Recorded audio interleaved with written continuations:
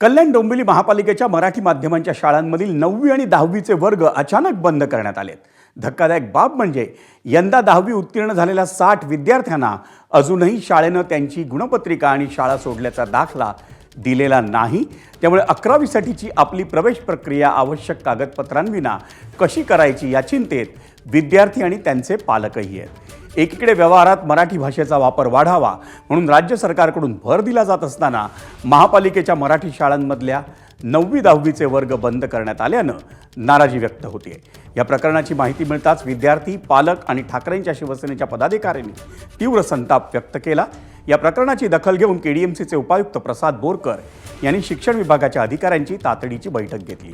या बैठकीत त्यांनी विद्यार्थ्यांना गुणपत्रिका आणि शाळा सोडल्याचा दाखला तातडीने देण्याचे आदेश दिले।